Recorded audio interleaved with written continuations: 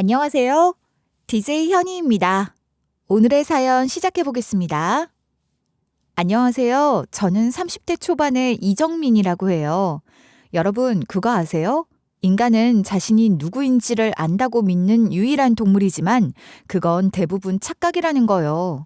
그러니까 우리는 모두 자기 자신에 대해 잘 모르고 산다는 소리가 아닐까 싶어요. 그런 면에서 어찌 보면 공평하다는 생각이 들기도 합니다. 저는 고아거든요. 어린 시절의 기억이 전혀 없으니 제가 누군지 모르고 산다고 생각했고, 그게 억울하기도 했기에 이 말이 제게는 위안이 됐던 것 같아요. 그리고 그날의 일이 일어난 거죠. 그날의 이야기를 하기 위해서 제가 자란 곳, 저의 어린 시절로 돌아가야 할 것 같습니다. 저는 지방 소도시 중에서도 변두리에 있는 고아원에서 자랐어요. 제가 기억하는 건 아니지만 고아원 앞에 제가 버려져 있었다고 들었죠. 그게 제가 서너 살 때의 일이라는데 사실 그 무렵의 기억이 선명하게는커녕 희미하게라도 남아있는 게 거의 없어요. 저처럼 사연 있는 사람이 아니더라도 그 무렵의 일을 많이 기억하고 있는 사람은 드물지 않나요? 다들 사진 같은 걸 보거나 부모에게 들은 이야기들을 조합해서 만들어낸 기억을 갖고 있는 게 대부분일 것 같네요. 그렇지만 제 경우에는 그렇게 추억할 사진이 있는 것도 아니고 그 시절의 저를 기억하고 있는 이야기를 들려줄 사람도 없으니 더욱 그런 기억을 갖고 있을 수가 없는 거죠 뭐. 무튼 저는 그 어렸을 때부터 고아원에서 자랐고 그 이전의 기억은 없어요. 그 이전의 기억이 다 뭐예요? 고아원에서 지내기 시작했던 초창기의 기억도 뚜렷하지 않은걸요. 기억이 잘 나지 않지만 낯설고 두렵기만 했던 고아원 생활을 시작하며 힘들었던 기억이 어렴풋이 떠오르긴 해요. 처음엔 그랬지만 그래도 시간이 지나면서 차츰 고아원 생활에 적응을 해나갔죠. 저만의 자리도 생기고 그렇게 살 궁리를 하게 된 겁니다. 제가 고아원에서 정을 붙인 건 다름 아닌 컴퓨터였어요. 그곳에 아주 오래된 낡은 공용 컴퓨터가 한 대 있었는데 사용하는 사람이 거의 없었거든요. 선생님, 저기 공용 공간 구석에 있는 컴퓨터 말이에요. 그거 쓰면 안 되는 거예요? 안 되다니, 그게 무슨 말이야? 안 되는 게 어디 있어? 공용 공간에 있는 건데 당연히 쓸 수 있는 거지. 그렇죠. 근데 왜 아무도 쓰는 사람이 없어요? 켜져 있지도 않고 쓰는 사람도 없으니 쓰면 안 되는 건 줄 알았어요. 아니야, 그런 건 아니고 컴퓨터가 좀 오래된 거라 너무 느려서 게임 같은 걸 제대로 할 수가 없으니 아마 그래서 다른 애들이 안 쓰는 걸 거야. 그럼 그 컴퓨터 제가 켜서 써도 되는 거죠? 그럼 되고 말고 선생님이 같이 가서 봐줄게. 하도 오래 안 켜서 제대로 작동하는지 한번 봐야겠다.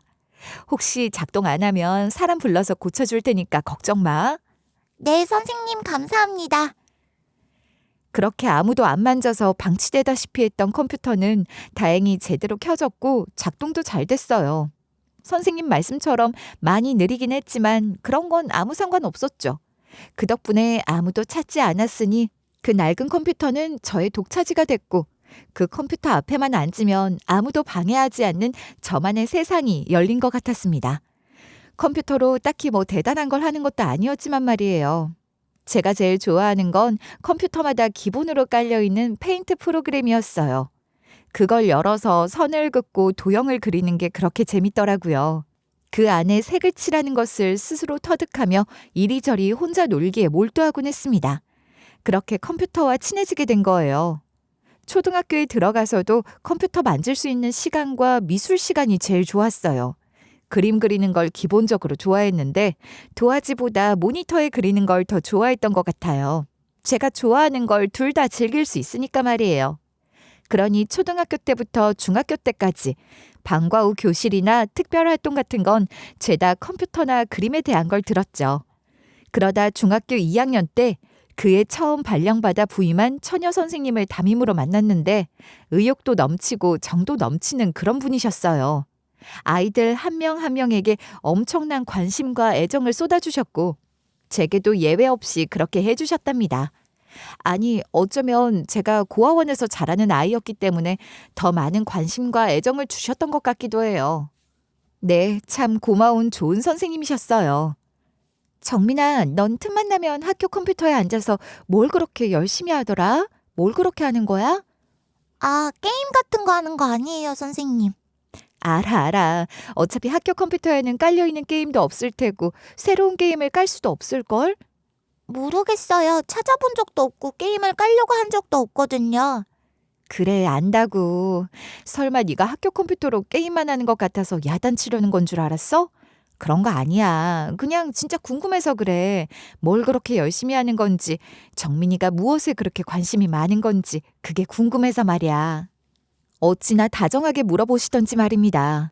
설령 제가 무슨 나쁜 짓을 하고 모르는 척 발뺌을 하려던 거였다고 하더라도 그렇게 나긋나긋하고 다정한 목소리로 물어보신다면 뭐든지 다 사실대로 자백을 하고 말 것 같은 그런 목소리였어요.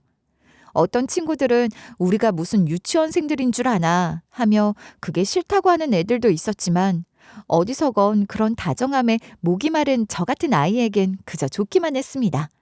아, 뭐 특별한 걸 하는 건 아니고요. 그냥 거기 깔려있는 디자인 프로그램이 있길래 한번 만져보는 거예요. 어머, 그거 꽤 전문적인 프로그램일 텐데 그런 것도 만질 줄 알아? 아니요, 만질 줄 아는 게 아니라 그냥 열어놓고 제 맘대로 이것저것 되는 대로 그냥 아무렇게나 해보는 거예요. 잘 몰라요. 그렇구나.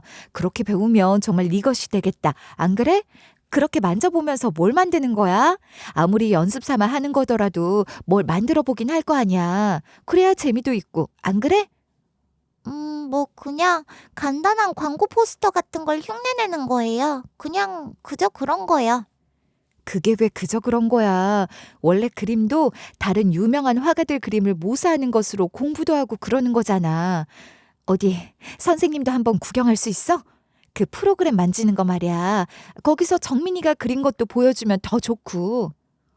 정말 너무 아무것도 아니어서 보여드리기 부끄러워서 그러죠. 뭐 어때, 우리끼리. 너랑 나랑만 보는 건데. 어머, 정민아, 이거 정말 네가 한 거야? 아무것도 아닌 게 아닌걸? 너무 근사하다. 멋있다, 야. 아니에요. 그냥 보고 따라 그리는 건데요, 뭐. 글쎄, 그건 어디 쉽니? 너 제법이구나. 소질 있어, 진짜야. 선생님이 이런 거 만질 줄은 몰라도 볼 줄은 좀 안단 말이지. 담임 선생님은 그렇게 한바탕 호들갑을 떠시더니 전문적인 교육을 받을 수 있는 프로그램을 찾아봐 주셨어요. 그중에서 지역 교육복지센터에서 운영하는 디자인 교육기관을 추천하셨는데 국비 보조가 나오는 학원 중에서 제가 교육받을 수 있는 기관으로는 제일 인정받은 곳이라고 하시더라고요. 그런 기관이 제가 살던 그 지방에도 여러 군데가 있었는데 그걸 일일이 다 찾아보고 전화 걸어서 꼼꼼하게 알아보고 비교해봐 주신 거예요. 정말 감사했죠. 엄마처럼 해주셨던 거잖아요. 그 선생님 덕분에 좋은 기관 찾아가서 공부할 수 있었습니다. 그냥 저 혼자 대충 이리저리 만져보며 주먹구구식으로 하던 걸 그곳에서 체계적으로 재정립을 한 거예요. 기초 그래픽 툴부터 디지털 일러스트, 타이포그래피, 포스터 구성법까지 하나하나 배웠고 그런 기술들이 구체화되니 뭐랄까 제 꿈도 조금씩 더 구체적인 것이 되어가는 것 같았어요. 그렇게 현실적인 것들을 생각하며 꿈을 키워나가기 시작한 거죠. 사실 디자인이라는 게 그렇잖아요. 돈 많이 드는 비싼 전공, 금수저들이나 하는 공부. 그럼에도 불구하고 먹고 살기 어려운 길. 그런 이미지가 있고 또 그 말들이 일부 맞는 말이라는 것도 알았어요. 그러니 제가 꿈꿀 수 없는 거라고 생각했죠. 괜히 허황된 꿈을 꾸다가 현실만 더 초라해질 것 같았고 그 뒤에 찾아오는 상실감과 허무함이 걱정되기도 했던 것 같아요. 근데 그런 생각들을 다 하면서도 그게 포기가 안 되는 거예요. 어찌어찌 좋은 선생님 도움으로 프로그램을 만질 수 있는 기술을 갖추게 되더니 더 그렇더라고요. 디자인은 제게만큼은 사치가 아니었어요. 세상의 어떤 모습이든 그 안에 나만의 방식으로 버텨내는 삶의 방식, 일상이기도 했습니다. 또 저의 생각이나 감정, 가치관 등을 표현할 수 있는 언어이기도 했어요. 그러니 디자인은 그때부터 이미 제게는 먼 꿈이 아니라 삶 그 자체로 제 인생에 깊이 들어온 건지도 모르죠. 고등학생이 되고부터는 고아원의 허락을 받고 아르바이트를 했어요. 돈 벌어서 꼭 사고 싶은 게 있었거든요. 그건 바로 노트북이었답니다. 더 이상 고아원에 있는 컴퓨터로는 제가 관심 있는 프로그램을 돌릴 수도 없었어요. 어차피 그런 프로그램들은 다 돈을 내고 구매해야 하는, 사용할 수 있는 프로그램들이기도 했지만 그게 문제가 아니라 고아원 컴퓨터가 그런 프로그램들을 감당할 사양이 안 됐던 거죠. 학교나 학원에서 그런 프로그램들이 깔려있는 컴퓨터를 사용할 수 있었지만 그건 지극히 제한적일 수밖에 없잖아요. 제가 원할 때 언제든지 사용할 수 있는 게 아니니까요. 그러니 제 노트북 하나쯤은 꼭 갖고 싶어진 거예요. 그런 마음이 들어 기웃거리며 검색을 하다가 가격 보고 처음엔 기절하는 줄 알았습니다. 생각했던 것보다 훨씬 비싸더라고요. 특히 그런 디자인 프로그램을 돌리려면 노트북 사양이 좋아야 하거든요. 그래픽카드도 좋은 걸로 넣어야 한다고 하고. 이것저것 따지니까 새 걸로는 도저히 살 엄두가 안 났고 사양 괜찮은 중고로 잘만 고르면 아르바이트해서 모은 돈으로 살 수도 있겠다 싶은 생각이 들었죠. 그래서 중고 노트북이라는 꿈을 걸어놓고 열심히 일해서 돈 모았습니다. 그리고 드디어 저만의 노트북을 갖게 됐을 때 얼마나 좋았는지 몰라요. 혼자 있는 시간에는 늘 그 노트북을 붙들고 뭔가를 그리고 만들었죠. 고아원에서 비교적 가깝게 지내는 친구가 한 명 있었는데 그 친구가 그런 저를 보며 정말 신기하더라고요. 넌 그게 그렇게 좋아? 그래봤자 그냥 기계 아니야. 하루 종일 붙들고 뭘 하더니 이제 그걸 그렇게 끌어안고 있기까지 하냐? 아주 그렇게 끌어안고 자지 그래. 응? 몰랐어? 나 맨날 노트북 안고 자잖아. 뭐야, 정말이야? 못 말려. 난 그냥 농담으로 웃자고 한 말인데 정말 그런단 말이야? 사실 처음에는 노트북을 어디 둬야 할지 몰라서 안고 잤어. 너도 알다시피 이게 한두 푼이니? 내가 이거 하나 사자고 얼마나 고생했는데. 그러니 이 귀한 걸 다른 데 두고 어디 잠이 와야 말이지. 그러니까 누가 가져갈까 봐 걱정돼서 끌어안고 잔단 거야? 처음엔 그랬다고. 근데 지금은 그냥 얘랑 나랑 한 몸 같아. 얘가 나한테 이렇게 바싹 붙어 있어야 심리적 안정감을 느낀다고나 할까?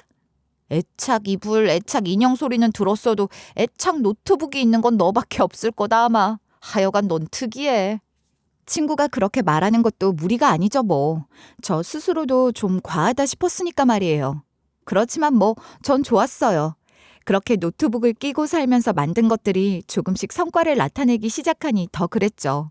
처음으로 뿌듯함을 느꼈던 건 제가 교육받은 교육기관의 방학캠프 홍보 포스터를 제가 제작한 것으로 게시했던 일입니다.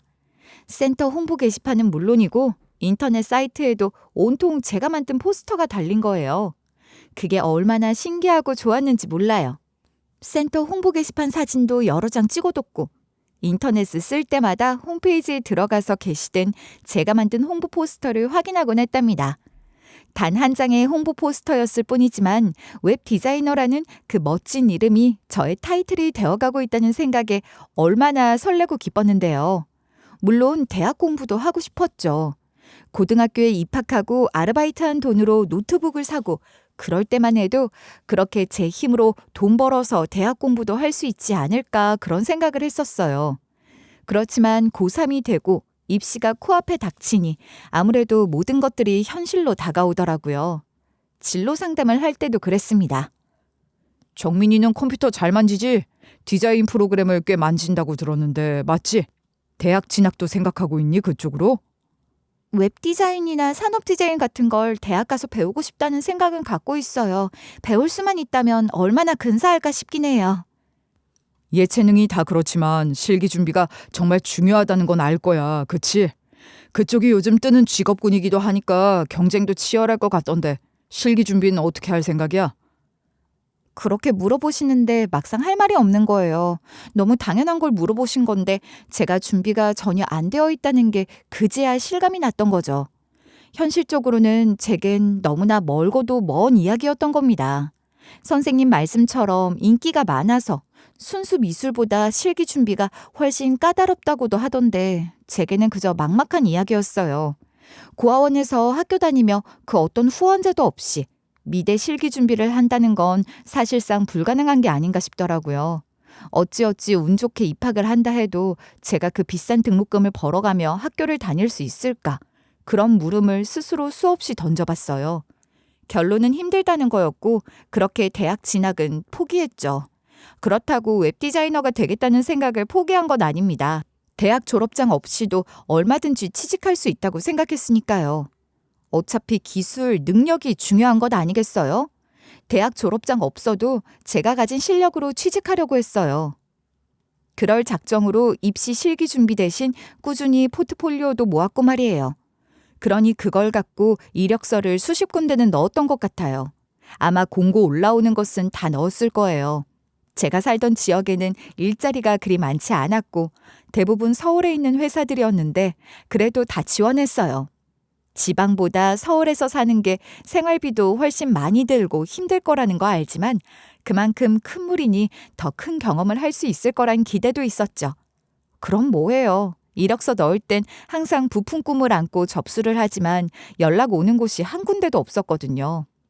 그러다 겨우 딱 한 군데에서 면접을 보러 오라는 연락을 줬어요. 고등학교 졸업하고 몇 달 동안 이력서만 넣었는데 면접 보러 오라고 하는 곳이 그곳이 처음이었던 겁니다.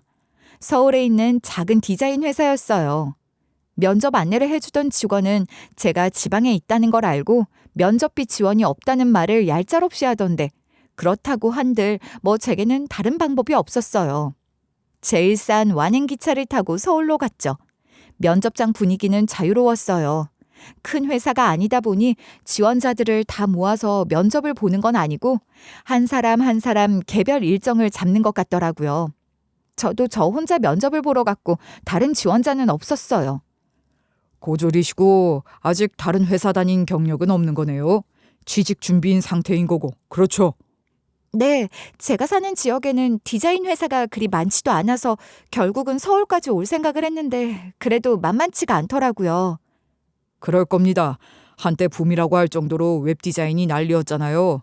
그러니 워낙 전공자도 많고 또 무슨 사설기관이나 국비보조기관이나 하는 교육기관들이 얼마나 많은지 우리 입장에선 듣도 보도 못한 그런 기관에서 배웠다는 사람들도 다들 웹디자이너랍시고 일자리를 구하고 있으니 뭐 그럴 만도 하죠. 면접관이 그렇게 말하는데 괜히 뜨끔한 거예요. 듣도 보도 못한 교육기관들이라고 하는 말이 가슴에 콕 박혔으니까요. 제 이력서를 빤히 들여다보며 그런 소리를 한다는 건 저를 겨냥해서 하는 말이나 다름없잖아요. 지방에 있는 국비보조 교육기관에서 공부한 제 이력을 그렇게 꼬집어서 들추는 것 같았습니다. 이럴 거면 뭐하러 서울까지 면접을 보러 오라고 한 건가 싶기도 하고 기가 팍 죽더라고요. 웹디자인이라는 분야가 그만큼 장벽이 낮은 직업군이 됐다는 얘기를 하는 겁니다. 현실적인 얘기죠. 대졸 디자이너도 수두룩한데 고졸 지방 출신 지원자. 거기다 하여간 이정민 씨 같은 조건은 당연히 후순위로 밀리지 않겠어요? 네, 제가 바로 그런 조건이죠. 그렇게 생각하시면서 굳이 저를 면접까지 진행하시는 이유가 있으실까요? 저는 그냥 간이나 보려고 온 게 아니라 정말 일자리를 구하고 싶어서 온 겁니다. 지금 생각하면 그때 무슨 용기가 생겨 그렇게 말했는지 모르겠어요. 근데 면접관이 하는 소리를 듣고 있으니 제가 무슨 죄인도 아니고 그런 생각이 드는 거예요. 또 그 면접관이 직접적으로 언급을 하진 않았지만 제 조건에 대해 나열하며 고졸의 지방 출신, 거기다 하면서 말끝을 잠깐 흐렸었는데 그 짧은 침묵이 무엇을 의미하는지 저는 너무 잘 느껴졌어요. 아마도 그 면접관은 속으로 거기다 고아원 출신인 너 같은 애를 왜 뽑겠냐, 쓸 리가 없지, 그런 말을 했을 겁니다. 그것에 꽂힌 것인지 아니면 이러나 저러나 나를 뽑을 생각이 없는 곳이나 싶은 생각이 들어서 그랬는지 이왕 이렇게 된 거 나도 할 말이나 하고 가자 싶었던 것 같아요. 근데 오히려 그게 더 좋게 먹힌 것 같더라고요. 이거 내가 무슨 오해를 하게 했나 봅니다. 우리도 간 보려고 이정민 씨 면접 보는 거 아니에요. 우리도 우리 회사에서 일 잘해줄 직원을 뽑으려고 면접 보는 겁니다. 이렇게 패기 넘치는 지원자라니 반가운데요. 네? 그럼 저를 뽑으실 생각도 있으신 건가요? 물론이죠. 그럴 생각도 없이 면접을 왜 봅니까? 안 그래요? 포트폴리오 보시면 아시겠지만 나름대로 작업을 다양하게 해봤고요. 대학 공부는 안 했지만 경험도 뭐든지 새롭게 배울 각오도 되어 있고 또 학습 능력도 갖추고 있어요. 부지런한 건 기본이고요. 야근 그런 것도 괜찮습니다. 어차피 디자인이라는 게 결과물로 말하는 것 아니겠어요? 좋은 결과물을 위해서라면 제가 만족할 때까지 작업하는 스타일입니다. 밤샌 적도 많아요. 좌절만 겪고 있다가 겨우 처음으로 면접 보러 오라는 회사였고 저를 채용할 수도 있다는 희망을 받기에 입사만 시켜주면 뭐든지 할 수 있다는 각오를 아주 술술 그렇게 늘어놓은 거예요. 면접관이 묻지도 않았는데 말이죠. 그런 모습들 때문이었는지 결국 그 회사에 출근을 할 수 있게 됐습니다. 회사 근처에 싼방 하나를 얻어 상경했고 부푼 마음으로 첫 출근을 했어요. 그러나 그 회사에서 제가 해야 했던 일들은 제가 생각했던 일, 제가 하고 싶었던 일과는 많이 달랐습니다. 그나마 디자인을 한다 싶은 그런 작업들은 이미 선임들, 대학 나온 선임들이 다 꿰차고 있었고 제게 떨어지는 일은 조악한 전단지나 현수막 디자인, 기껏해야 명함 디자인 같은 것뿐이었죠. 그래도 처음이니까, 신입이니까 배워야 할 게 많으니까 뭐 그렇게 생각하고 시키는 건 다 열심히 했어요. 정민 씨 손이 빠른 편이네. 지금까지 거쳐간 신입들 중에서 제일 낫다. 오늘 급하게 들어온 현수막 디자인 말이야. 그거 정민 씨가 맡아서 해볼래? 네, 선배님. 뭐든지 시켜주세요. 다 경험인데 해야죠. 그래, 그런 자세 좋네. 부디 그 마음 잃지 말고 꾸준히 해주길 바래. 요즘 신입들은 초심을 너무 빨리 잊어버리더라고. 네, 선배님. 전 안 그래요. 대답은 그렇게 넙죽넙죽했지만 뭔가 좀 갸우뚱하게 되더라고요. 지금까지 거쳐간 신입들이라고 하는 것도 그렇고 요즘 신입들은 이라고 하는 것도 그렇고 저보다 앞서 이런 식으로 입사했다가 버티지 못하고 퇴사한 신입들이 많다는 얘기로 들렸어요. 그렇지 않나요? 얼마나 힘들면 다들 못 버티고 나갔을까? 그런 생각이 제일 먼저 들었지만 바로 생각을 고쳐먹었습니다. 다들 못 버티고 나가 떨어졌다고 하니까 그럴수록 저는 더 기를 쓰고 버텨서 다르다는 걸 보여줘야겠다고 생각한 거예요. 그렇게 버티고 기다리면 선임들처럼 진짜 디자인을 할 수 있는 날도 오겠지 하면서 말이에요. 그런데 그나마 현수막이나 전단지, 명함 같은 건 디자인을 하는 거기라도 했죠. 그런 일감이 항상 있는 건 아니었으니 바로 제게 인쇄까지 시켜먹으려고 하는 겁니다. 네? 인쇄요? 그런 건 한 번도 해본 적도 없는데요. 누구는 날 때부터 인쇄 기술 갖고 태어났겠어. 다 배우면서 하는 거지. 그렇긴 해도 전 그쪽으로는 아예 아는 것도 하나도 없고. 그러니까 배우라는 거 아니야. 가르쳐 준다니까. 이것도 기술인데 공짜로 배우는 거 아니야. 돈 버는 거다 생각해. 근데 이런 걸 배워두는 게 디자인하는데도 도움이 되는 건가요? 당연한 소리. 인쇄 마지막 단계에서 감리 보는 거 알지? 그걸 다 디자이너들이 보는 거라고. 근데 인쇄 기술도 있고 감리도 볼 수 있다고 생각해봐. 얼마나 강점이야. 사실 그게 그렇게 큰 강점이 되는 건지 잘 이해가 되지 않았어요. 회사 입장에서는 감리 볼 디자이너를 추가로 더 쓰지 않아도 되니까 그만큼 인건비를 줄일 수 있어서 좋은 건지 모르겠지만 어차피 정해진 월급 받고 일하는 제 입장에서는 그게 무슨 도움이 되는 건지 그냥 제 일만 더 늘어나는 게 아닌가 싶더라고요. 아니나 다를까 급하게 들어온 주문 기한 맞춘다고 밤새 인쇄기를 저 혼자 돌리는 날이 부지기수가 된 겁니다. 심지어 제가 면접 볼 때 밤새는 것도 잘한다는 말을 했던 걸 들먹이며 격려인지 뭔지 모를 말을 하던데 그걸 이런 식으로 이용하다뇨. 웹디자이너로 지원했고 그렇게 뽑힌 줄 알았는데 결국 저는 인쇄팀 소속으로 그것도 허드렛 일이나 하는 인쇄팀 시다바리가 된 거죠. 인쇄는 일도 힘들지만 작업 공간 공기도 너무 안 좋아서 그것도 고역이었어요. 제가 기관지가 안 좋아서 더 힘들었던 것도 있고요. 결국 더 버티지 못하고 일을 그만둬야 했습니다. 그것도 그럴 줄 알았다는 둥 하는 소리를 들으면서 말이에요. 그 뒤로도 계속해서 여기저기 이력서를 넣었지만 역시나 연락 오는 곳은 없었고 그나마 연락이 오는 곳은 경력란에 한 줄 적어놓은 인쇄 관련 기술에 관심을 갖고 연락을 하는 곳이 몇 군데 있었을 뿐이었어요. 인쇄는 다시는 안 하고 싶다 했지만 별 수 있나요? 먹고 살려면 결국 그런 일이라도 해야 했죠. 매번 들어갈 때는 디자인에 대한 희망을 품고 들어갔지만 그렇게 들어간 회사들에서도 비슷한 경험만 하며 오래 버티지 못하고 퇴사를 반복했어요. 고아원 출신이라는 편견과 고졸 출신이라는 차별과 무시, 멸시, 인격 모독에 가까운 조롱을 받은 적도 덜어 있었습니다. 결국 몇 번의 이직을 거듭하며 당시에 제가 가진 스펙으로는 어느 회사에 들어가거나 상황은 똑같은 거라는 뼈저린 확신을 갖게 됐죠. 결국 살아남으려면 나 스스로 나의 가치를 더 올려야 한다는 생각이 들더라고요. 그 교훈 하나는 얻었네요. 그렇다고 제가 대학 진학을 다시 꿈꾼다거나 그럴 상황은 아니었어요. 모아놓은 돈도 없었으니까요. 서울에서 직장 생활하는 몇 년 동안 집세 내고 생활비 쓰고 하면 월급 받는 게 늘 모자랐어요. 제가 뭘 돈을 그렇게 많이 쓰는 것도 아닌데 말입니다. 대학 진학이 아니라면 결국 공모전 입상밖에는 답이 없다고 생각하게 됐어요. 공모전 준비해서 출품하는데도 비용이 꽤 들지만 대학 공부하는 것에 비할까요? 잘만 풀리면 대기업 취직도 보장되는 것이 공모전이니 새로운 목표를 갖고 다시 힘을 내게 된 거죠. 국내외 여러 공모전 중에서 권위 있고 높은 평가를 받는 공모전 위주로 출품 일정을 짜고 그에 맞춰 작품 준비를 하려는 1년짜리 계획을 구상해놓고 서울 생활을 정리하고 고향으로 내려왔어요. 제가 무슨 팔자가 좋아서 온전히 작품 활동에만 전념할 수 있는 처지는 아니잖아요. 어쨌든 돈을 벌면서 작품 준비도 해야 했죠. 공모전에 들어가는 비용도 마련해야 하고 또 그러는 동안 먹고 살아야 하니 물가 비싼 서울에 뭉개고 있을 이유도 없고 그냥 다시 고향으로 가자 했던 겁니다. 고향이라고 해봤자 고아원에서 자란 저를 맞아주는 따뜻한 고향집 같은 건 없었지만 그래도 고향은 고향인 거죠. 서러움과 분함이 가득했던 서울 생활 청산하고 고향 기차역에 도착한 순간 공기에서부터 푸근함과 안정감이 느껴지는 것 같았습니다. 다만 일자리가 마땅치 않다는 게 큰 단점이었지만 말이에요.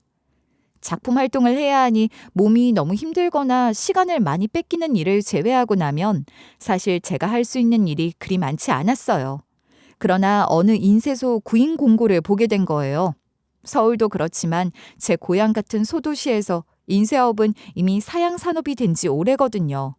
어느 지역이나 한때를 주름잡던 인쇄 골목 같은 것들은 있었겠지만 지금은 다 사라지고 말았고요. 제 고향 소도시도 마찬가지였습니다. 그러니 도시 전체에 그나마 인쇄소라고 부를 수 있는 곳이 몇 군데 있지도 않았고 그나마도 운영이 되긴 하는 건가 싶은 수준이니 채용 공고를 낼 일도 별로 없었는데 그나마 사람을 구하는 걸 보니 나름대로 고정적인 일감은 있는 곳인가 보다 싶더라고요. 이력서를 넣었더니 바로 연락이 와서 면접을 보러 갔는데 인상 푸근한 사장님 부부가 저를 반갑게 맞아주셨어요. 아이고 세상에 이렇게 젊은 사람이 그것도 서울에서 회사까지 다녔던 실력파가 우리 인쇄소에 지원을 다 해주고 정말 고마워요. 영광이에요. 무슨 말씀이세요? 이력서 보시면 아시겠지만 전 대학도 못했고 서울 회사에서도 한 일도 이렇다 할 포트폴리오 하나 없는 허드렛 일만 했어요. 그냥 다 솔직하게 말씀드리는 겁니다. 아주 솔직하고 화끈한 아가씨네. 당신도 참 아가씨가 뭐야. 요즘 그런 소리 잘못했다간 큰일 난다고. 미안해요. 우리 집 양반이 구식이라 뭘 몰라서 그렇지 아기를 갖고 그러는 건 아니에요. 네, 괜찮아요. 아가씨라는 말이 나쁜 말이 아니긴 하지만 사실 누가 아가씨라고 하면 기분 나쁘게 들릴 때도 있긴 해요. 근데 사장님이 그러셨던 건 전혀 안 그랬습니다. 괜찮아요. 그게 그런 거야? 난 몰랐네. 조심해야지. 이정민 씨, 그러니까 정말 우리 인쇄소에서 일해줄 생각이 있다는 거죠? 일이 그렇게 힘들진 않을 거예요. 한 달에 정해진 인쇄 일정이 있고 그 외에 그때그때 들어오는 일 그리고 필요에 따라 간단한 편집 디자인이 가능한 사람을 찾고 있었어요. 사실 우리에게 정민 씨 스펙은 차고 넘치지 과분해요. 서울에서 회사 생활하며 서로만 받았는데 그곳에서 저는 면접 볼 때부터 그렇게 귀한 사람이라는 대접을 받았고 실제로 일을 하면서도 줄곧 저를 그렇게 대해주셨어요. 나름 서울에서 일한 경력도 있고 또 제가 가진 웹디자인 실력이 솔직히 그 인쇄소에서 요구하는 것보다 훨씬 높은 수준인 것도 맞지만 그렇다고 해서 그렇게 대우를 해주시는 게 당연한 건 아니잖아요. 서름도 무시만 받다가 인정받고 대접받으며 일하니까 좋더라고요. 인쇄소 사장님 부부는 겪어보니 더 좋은 분들이셨어요. 제가 고아원 출신이라는 것을 약점 잡아 무시하지도 않으셨고 진심으로 마음을 써주셨어요. 그런 건 마음으로 느껴지는 거잖아요. 덕분에 저는 정말 편안한 마음으로 일할 수 있었던 것 같아요. 그렇게 인쇄소에서 일하며 그곳에서의 일상에 어느 정도 익숙해졌다 싶은 어느 날이었어요. 제가 일하는 인쇄소 바로 앞에 커다란 벤츠 한 대가 멈춰 서더라고요. 제가 사는 곳, 그러니까 제 고향이 아무리 작은 도시라고 해도 벤츠 같은 외제차도 한 대 안 다니는 그런 곳은 아니지만 제가 일하는 인쇄소 골목에서는 그런 고급 외제차를 볼 일이 거의 없거든요. 오래된 외제차는 몇 대 있어요. 한때 잘 나갔던 인쇄소 사장님들이 그 시절의 영광을 포기 못하고 유지비도 많이 드는 그런 외제차를 버리지도 못하고 세워두곤 했으니까요. 하여간 잘 빠진 신형 벤츠가 그 골목에 나타난 건 흔한 일은 아니었기에 절로 눈이 가더라고요. 그 차에서 내리는 사람은 잘 차려입은 부티나는 사모님이었습니다. 기사가 차문을 열어주고 인쇄소 문까지 다 열어주니 그 사모는 손가락 하나 까딱하지 않고 우아한 자태를 유지하며 인쇄소 안으로 들어오더군요. 뭔가 미심쩍고 마탕찬탄 표정으로 여기저기 살펴보더니 그러는 거예요. 여기 인쇄소 맞아요? 아니, 그러니까 요즘도 운영하는 곳이 맞냐는 거예요. 이건 뭐 간판만 인쇄소고 영업 안 하는 곳 아니야? 운영하는 곳 맞습니다. 인쇄 맡기실 건가요? 그러려고 하는데 나 참 기껏 검색해서 찾아온 곳이 이게 여기서 이런 거 할 수나 있는지. 아니 정말 기분 나쁘게 그 태도며 말투며 모든 게 이런 구멍가게에서 이런 거 출력이나 할 수 있겠냐 딱 이런 뉘앙스인 거예요. 대놓고 무시하는 티를 팍팍 내는 거죠.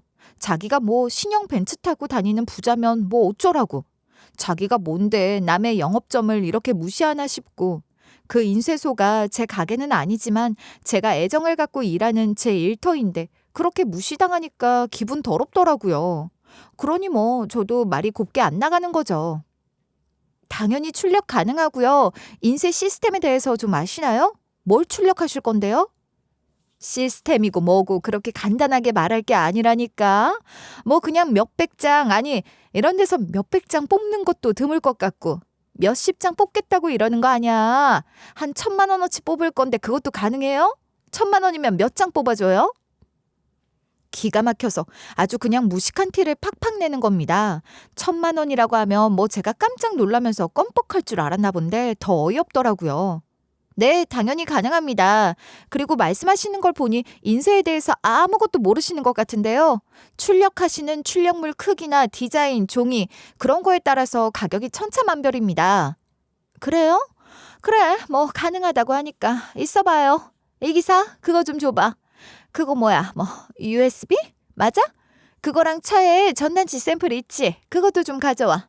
미아 전단지인데 이전에 서울에서 뽑은 게 있으니까 그거랑 똑같이 해주면 돼요. 제 말에 콧방귀만 뀌더니 제가 아주 똑 부러지게 말을 하며 노려보듯이 했더니 그제야 한풀 수그러들어서는 자기 기사한테 전단지를 가져오라고 시키더라고요. 꼭 그런 사람들 있잖아요. 일단 상대를 무시하고 깔보며 시작하는 사람들 말입니다. 그런 사람들이 보면 항상 약자에게 강하고 강자에게 약한 사람들이잖아요. 그런 사람들을 대할 때일수록 세게 나가야 한다는 것쯤은 사회생활 몇 년 짬바로 저도 터득한 진리라고 할 수 있죠. 그런 사람들에게는 딱 그 수준에 맞는 대우를 해주면 되는 거예요. 이윽고 기사가 가져온 전단지를 받아들었는데 세상에 그 전단지에 왜 제 어릴 적 사진이 있는 걸까요? 순간 아찔했어요. 이 사모가 나를 찾는다고? 설마 이 사람이 내 엄마인가? 아, 이런 사람이 우리 엄마라니. 그래도 전 조금 더 좋은 사람이 저희 엄마이기를 늘 상상했기에 놀란 가운데도 실망스러운 마음이 들더라고요. 그렇다고 모른 척 할 수도 없고 솔직하게 물었죠. 저기 이 전단지에 있는 아이 사모님이 찾는 아이인가요? 그런데 왜요? 혹시 이 아이 알아요? 이 사진 본 적 있어요? 이건 어릴 적 제 사진이에요. 사모님이 찾는 아이가 저인가요? 누구시죠? 사모는 그 소리를 듣자마자 큰 충격에 빠진 듯 했어요. 뭐 그건 당연한 거라고 생각합니다.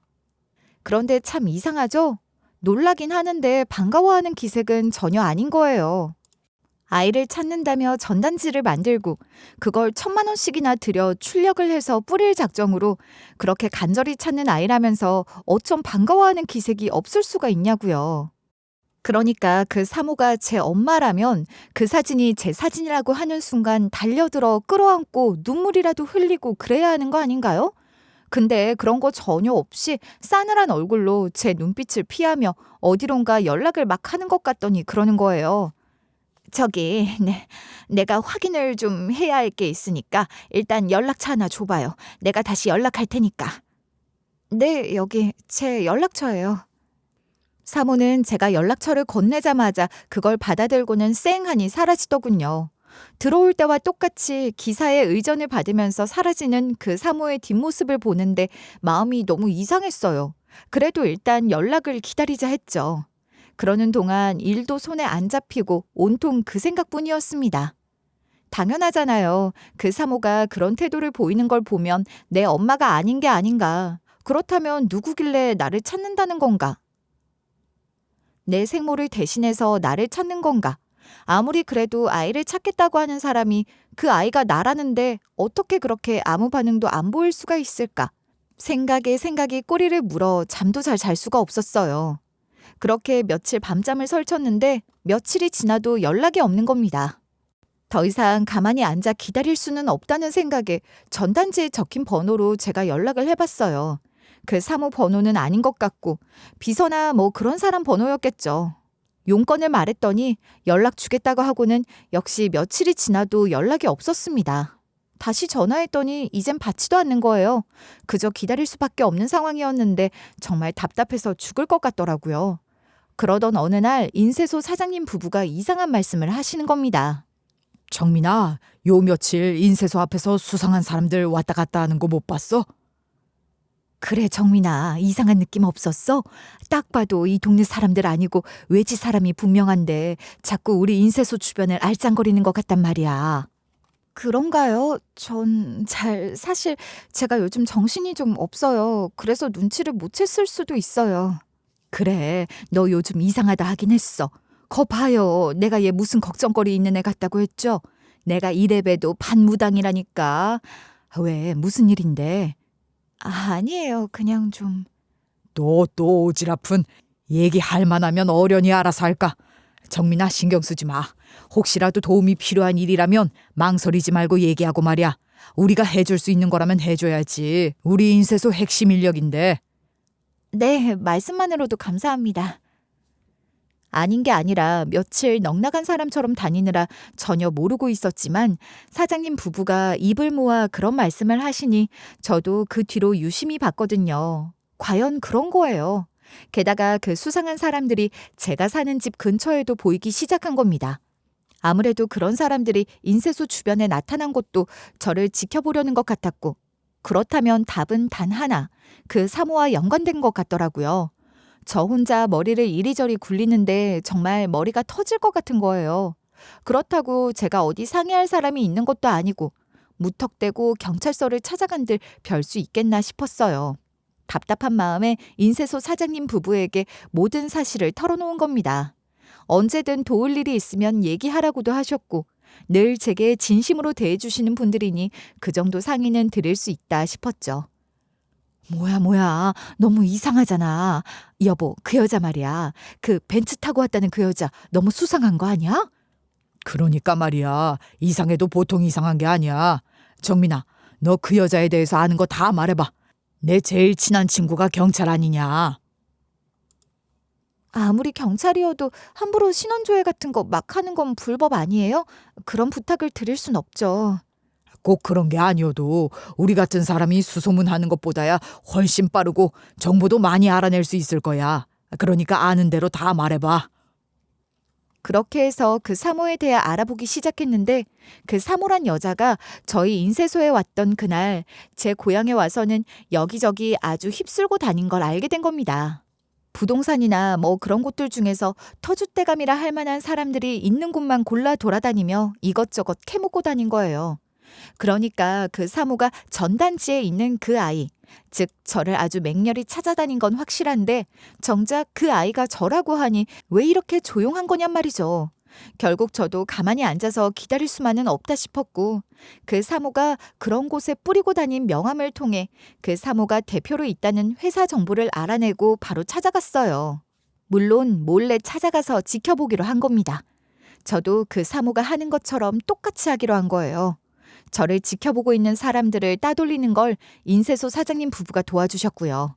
저는 변장을 하고 제가 살던 도시를 빠져나와 그 사모의 회사가 있는 서울로 갔죠. 그리고 그 회사 근처에 숨어서 사모의 행적을 뒤쫓으려 했던 겁니다. 며칠 잠복을 하는데 셋째 날 밤이었나? 한밤중에 누가 저를 부르길래 기절할 뻔했지 뭐예요? 이봐요 거기 아가씨. 아유 깜짝이야.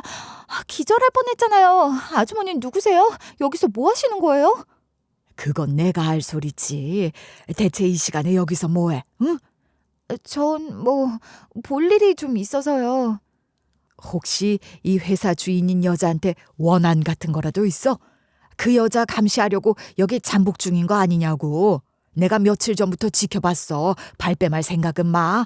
왜? 뭐 때문에 그 여자 뒤를 캐려는 건데? 이미 저를 지켜보며 대충 다 파악을 한 것 같은 그 중년의 아주머니는 제가 뜨끔할 질문들을 쏟아내셨지만 거기다 대고 제가 무슨 말을 하겠어요. 그 아줌마가 누군지도 모르는데 말이에요. 막말로 그 사모가 심어놓은 사람일지 누가 알아요. 제가 아무 말도 못하고 있으니 그 아줌마는 자기 신분을 먼저 밝히더군요.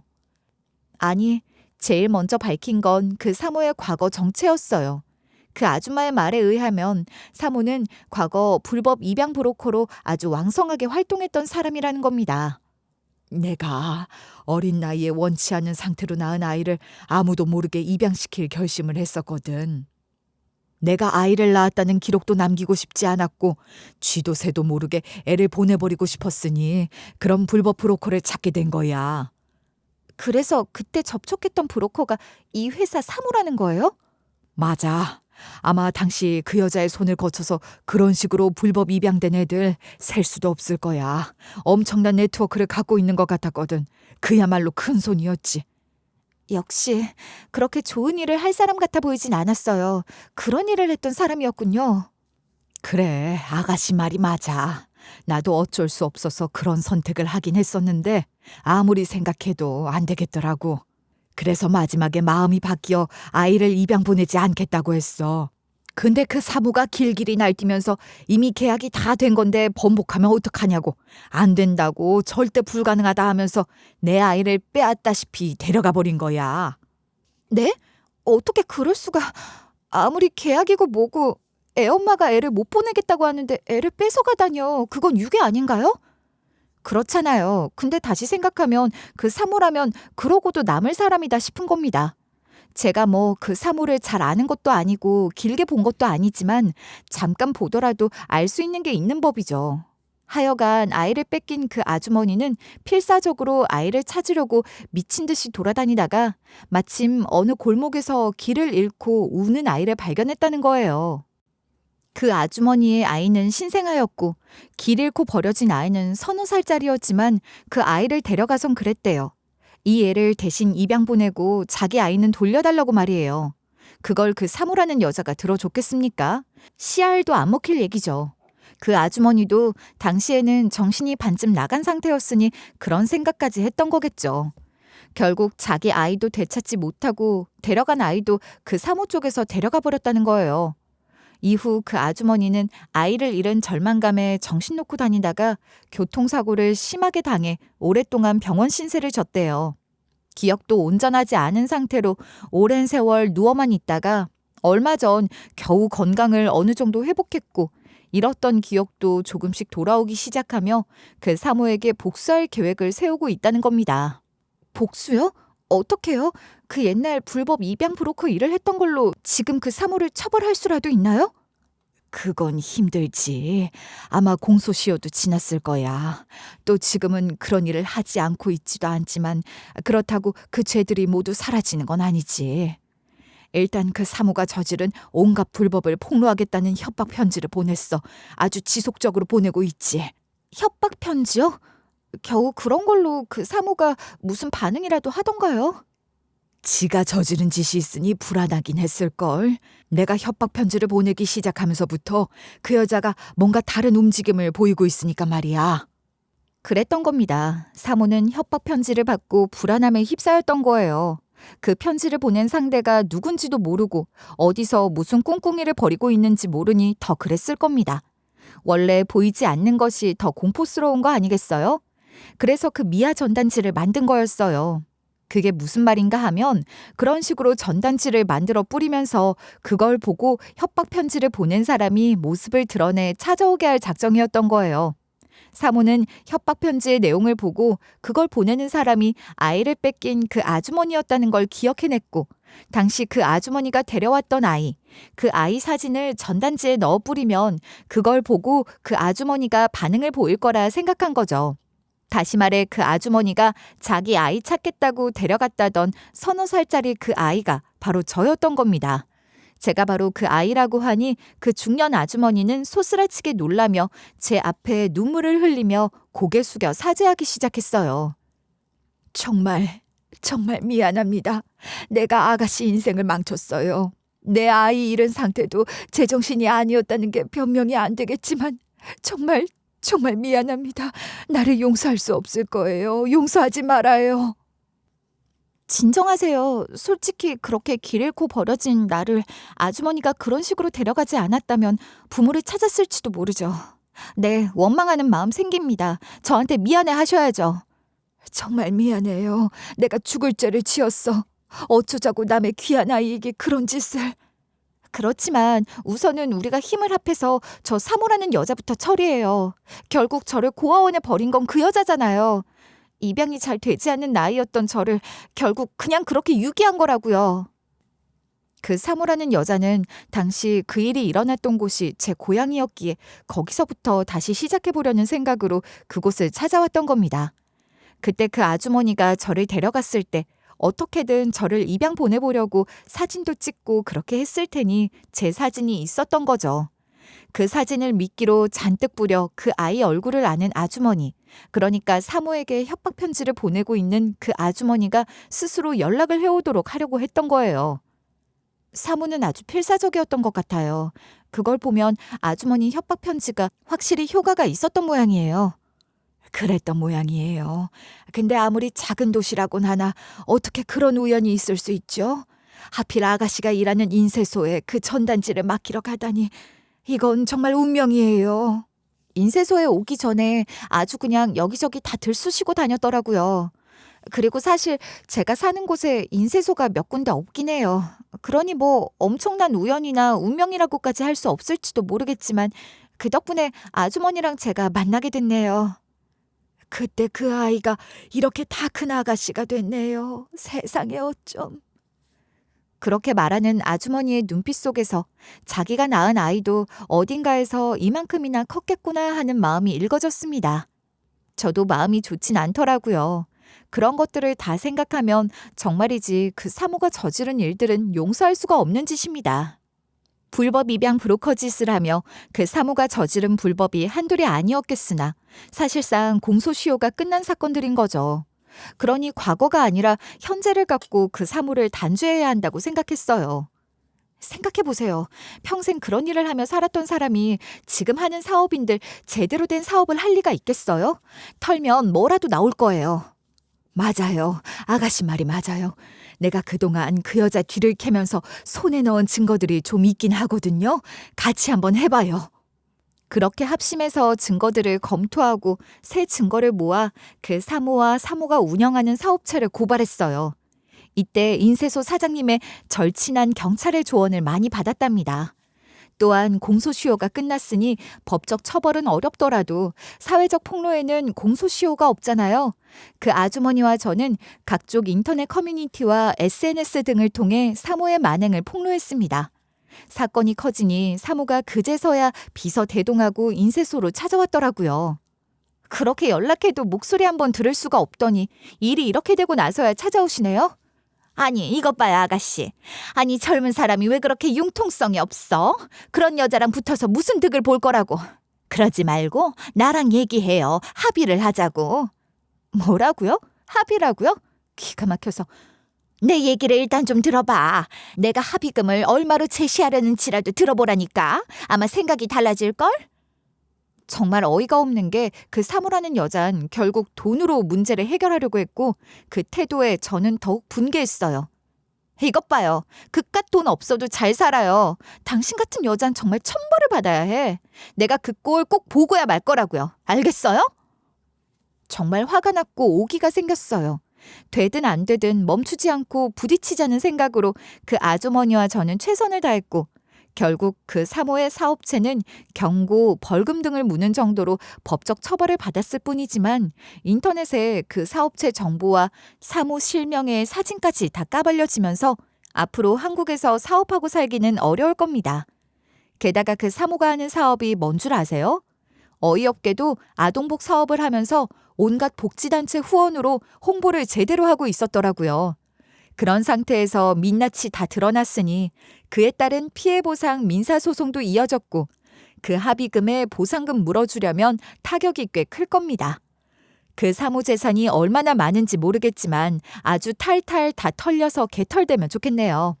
저희가 할 수 있는 일이 어느 정도 마무리가 된 후 중년의 아주머니는 자신의 죄를 속지 않은 심정으로 평생 버려진 아이들을 돌보는 봉사활동을 하며 살겠다고 하더군요.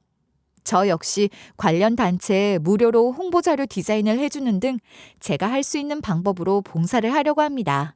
그리고 이 일을 겪으며 느낀 점을 바탕으로 버려진 아이들에 대한 포스터 작품을 구상하고 작업하고 있어요.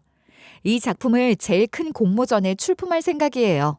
입상을 한다면 제일 좋겠지만 그러지 못하더라도 의미가 있다고 생각해요. 앞으로도 이런 의식을 갖고 작품을 계속 해보고 싶답니다.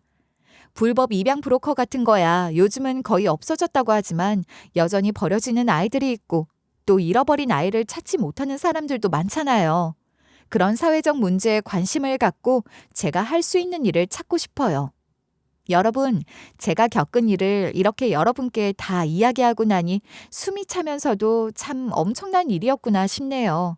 한편으로는 언제 그런 일을 겪었나 싶게 평온한 일상을 살고 있다는 게 신기하기도 합니다. 그런데 지나고 보니 그런 거예요. 무슨 일이 있었나 하는 거요. 어떤 일을 겪더라도 결국은 각자 남길 것들만 남기게 되는 거 아닐까요? 저는 그 일을 통해 제가 얻은 것들을 지키며 살고 싶어요. 여러분들께도 어떤 일들이 일어날지 모르지만 어떤 상황에서도 얻은 것들을 취하면 되지 않을까요? 그렇게만 산다면 훨씬 행복하고 발전적인 삶을 살 수 있을 것 같아요. 이런 마음을 나누고 싶었습니다. 제 이야기를 끝까지 들어주신 분들은 분명 그런 마음을 나눠가시리라 생각해요. 함께 해주셔서 정말 감사합니다.